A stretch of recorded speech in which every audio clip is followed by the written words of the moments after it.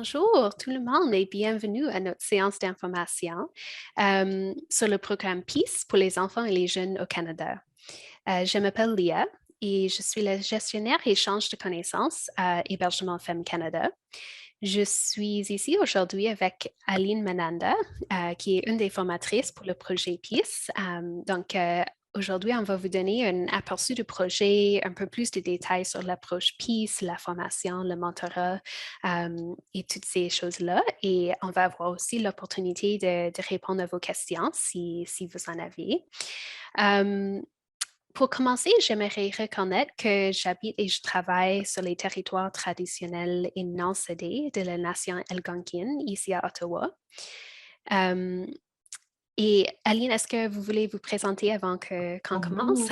Mhm. Oui, oui, mon nom est Aline Mananda et je vais aussi commencer par reconnaître que je suis sur le territoire traditionnel et non cédé des peuples Salish de la côte et Kadzi, Siamiaou et Kwantlen, aussi reconnus comme Surrey BC en Colombie-Britannique. Et je vais être la personne qui va faire la formation avec la cohorte francophone. OK, merci. Si vous avez des questions pour nous pendant nos présentations, vous pouvez soit écrire vos questions dans le chat ou soit utiliser le boîte de questions. Les deux options sont en dessous de votre écran et vous pouvez choisir lequel qui vous convient. Donc, oui, je vais commencer avec un aperçu du projet. Donc, le projet Peace, et Peace, ça veut dire prévention, éducation, action, counseling et empowerment. Donc, le projet Peace pour les enfants et les jeunes au Canada, c'est un projet de 3 ans qui vise à offrir une formation et un mentorat au personnel des maisons d'hébergement dans les communautés nordiques, rurales et éloignées de tout le Canada. Et l'objectif de ce projet, c'est d'améliorer la capacité des participantes à offrir des soutiens spécialisés pour les enfants et les jeunes vulnérables qui ont vécu la violence fondée sur le sexe. Et ce projet, c'est un partenariat entre la Société des maisons d'hébergement de la Colombie-Britannique et Hébergement Femmes Canada. Et c'est rendu possible grâce au financement de Femmes et Égalité de genre Canada. Donc, c'est quoi le projet?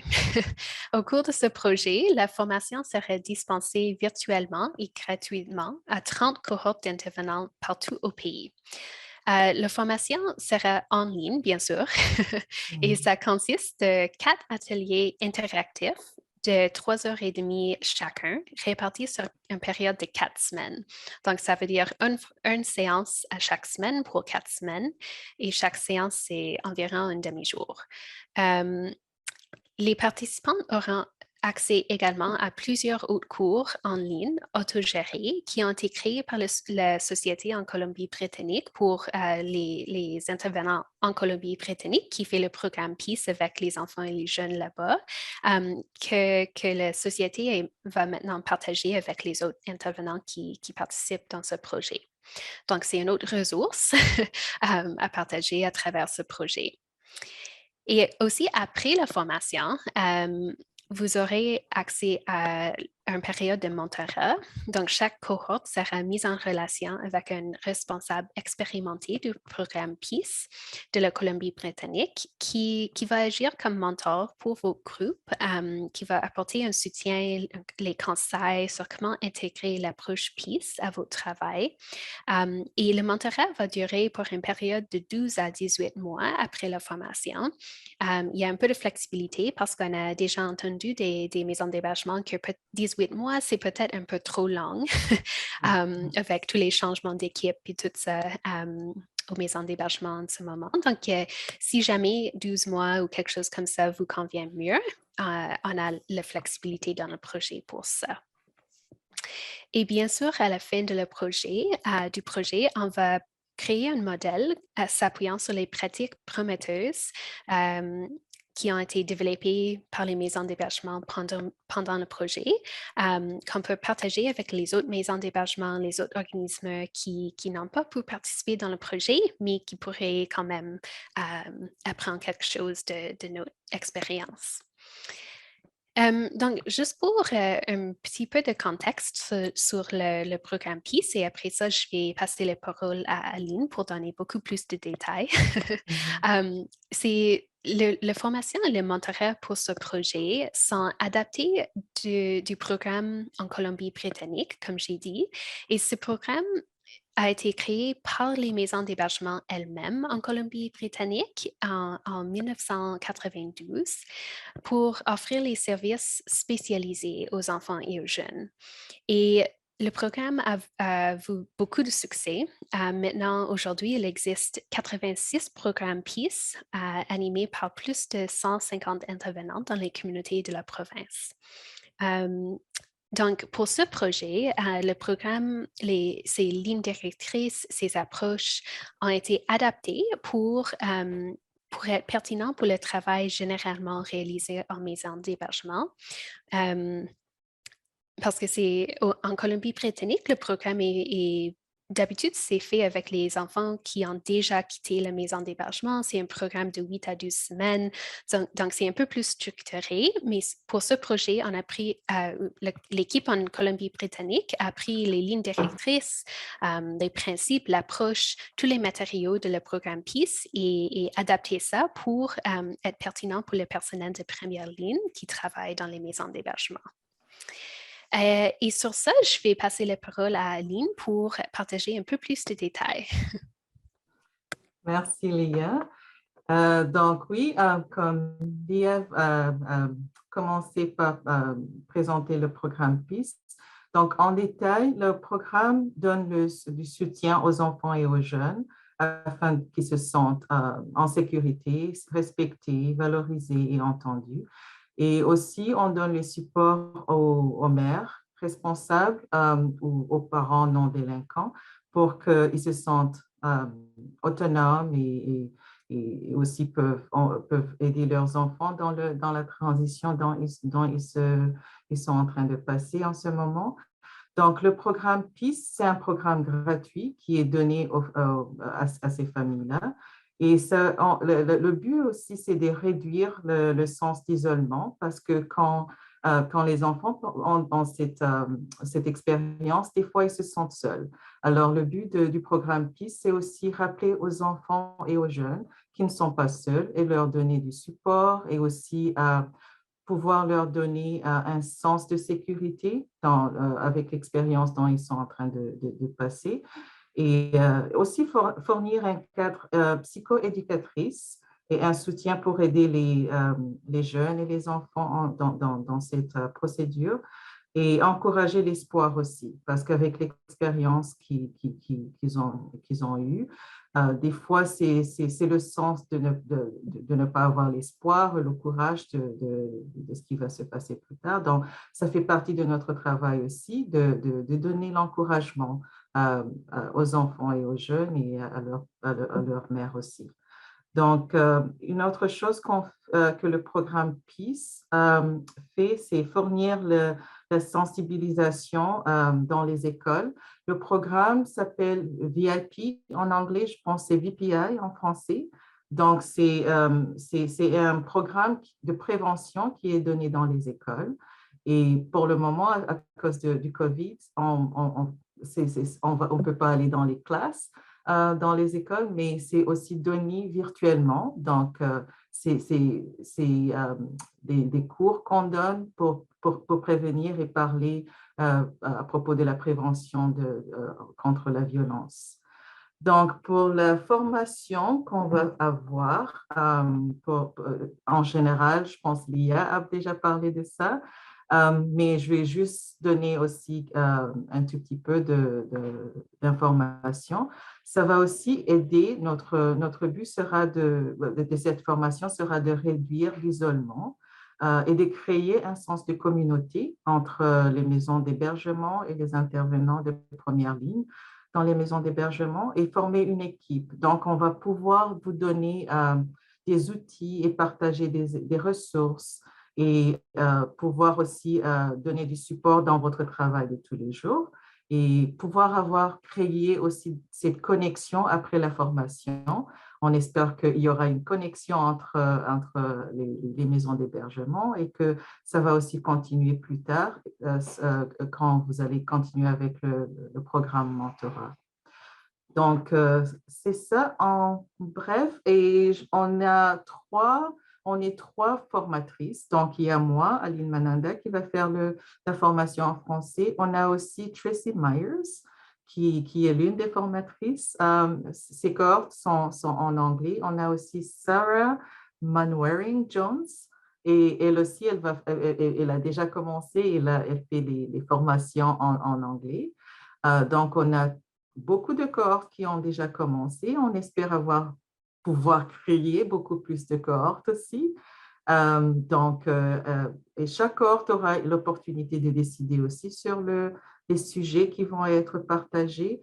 Donc, ce n'est pas comme on va avoir une structure qui est déjà faite, on aura ça, mais on a aussi la place d'être flexible et aussi de prendre en considération les idées et les sujets que vous allez vouloir aborder en ce moment.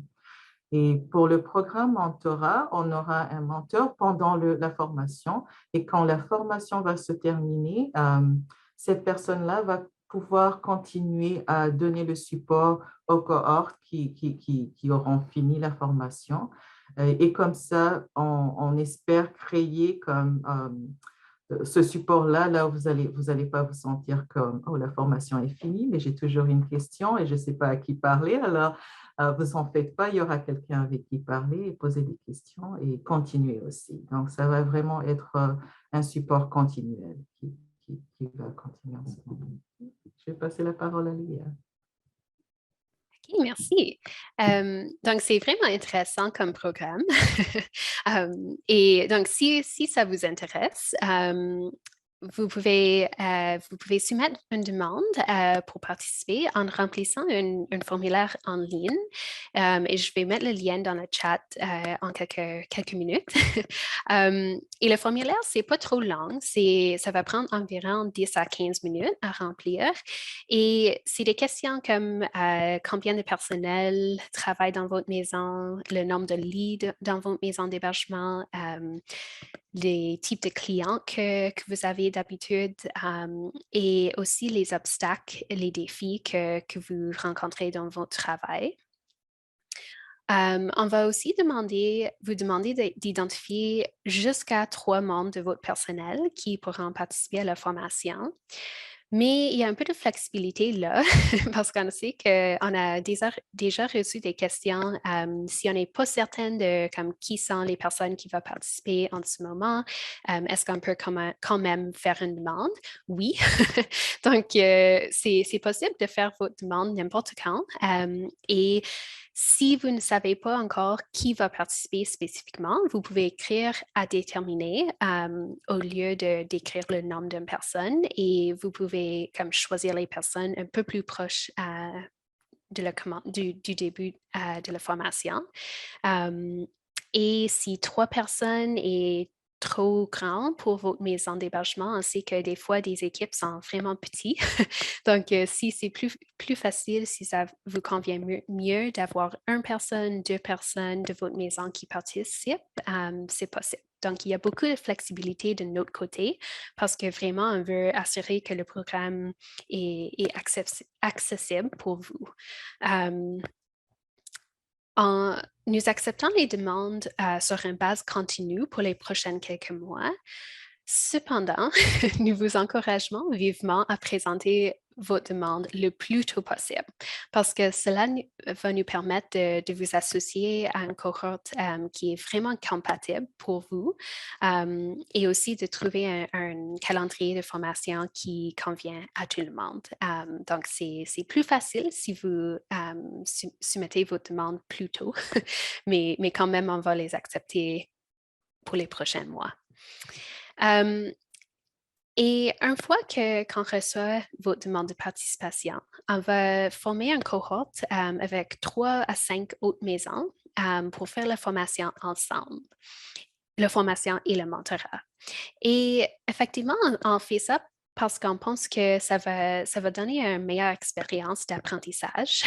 Si vous pouvez partager avec les autres maisons, apprendre de ce que les autres maisons font, etc. Donc, on forme les cohortes en considérant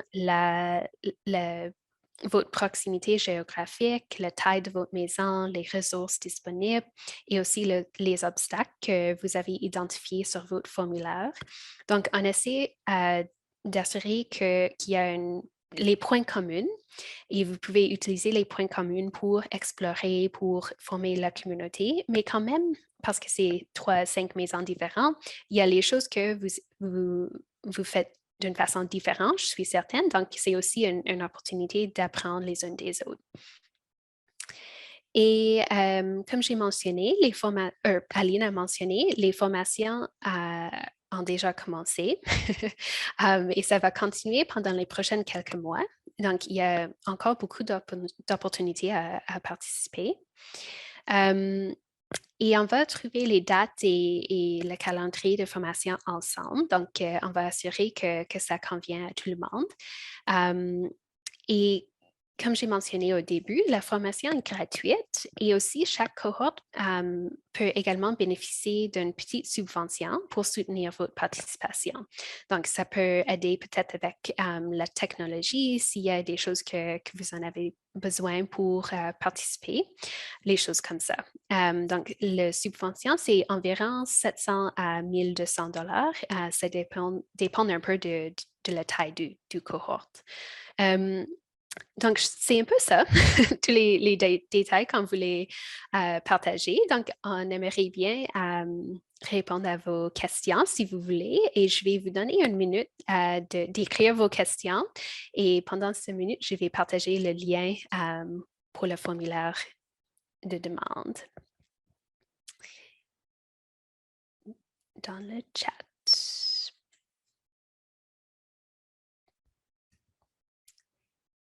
OK, donc le lien est dans le chat et je vais aussi mettre l'adresse courriel de ma collègue. Et si jamais vous avez des questions, vous essayez de faire le formulaire en ligne et ça ne marche pas, vous pouvez toujours nous contacter pour l'aide et on va faire notre mieux pour vous aider. Donc, je ne vois pas des questions. Je ne sais pas, Aline, s'il y a quelque chose que vous voulez. Oh, oui, une question. Donc, j'aimerais connaître plus précisément à quoi ressemblent les thèmes de rencontre. Donc, Aline, à vous. Pouvez-vous répéter la question? Oui, donc la question, c'est la personne aimerait connaître plus précisément à quoi ressemblent les thèmes des rencontres ou de la formation. Donc, l'horaire, c'est ça? Les thèmes, comme le sujet, les Pour les sujets. sujets. On va pouvoir parler du support donné aux enfants et leurs mères en général, mais aussi on va laisser la place aux participants de la cohorte de créer leur propre thème, les sujets qu'on va aussi partager ou discuter dessus. Donc, les thèmes seront plus sur la résistance ou les besoins que les mères ont besoin, le sens de, donc le support, comment ça va, quel genre de support ils ont besoin. Et les enfants aussi, on leur donne on va parler de la façon dont on peut on peut leur donner le support émotionnel et comment créer comme un plan pour se garder safe, en sécurité. Mais aussi, on va aussi donner une opportunité pour les participants de nous dire c'est quel genre de questions ou de support qu'ils ont besoin. Et par exemple, des fois, ça se peut que les gens demandent des questions comme comment puis-je travailler avec donner un support aux mères en même temps et aux enfants aussi s'il y a un conflit. Donc, par exemple, si c'est ce thème-là si c'est une question qui est posée, on va pouvoir amener des réponses et aussi trouver les moyens et partager en groupe la façon dont on peut donner le support à la mère et à l'enfant aussi en temps de conflit. Donc, ça, c'est juste un exemple. Mais il peut y avoir aussi d'autres sujets qui peuvent être amenés. Donc, juste pour vous donner l'idée, il y aura des termes qui sont déjà prévus, mais aussi c'est ouvert aux cohortes d'amener des questions et des sujets qu'on peut aborder à ce moment. J'espère que j'ai répondu à la question, mais sinon, j'attends. Oui, merci. Et peut-être je peux ajouter une question aussi, parce que je sais que vous travaillez en utilisant l'approche PEACE en ce moment. Donc, Mhm. comment est-ce que l'approche PEACE ou le programme PEACE est différent que les autres programmes, peut-être avec les enfants et les jeunes, dans votre expérience? C'est quoi les différences? Comment est-ce que c'est unique? L'approche PIS, c'est vraiment unique dans le sens que on a accès à ces familles-là.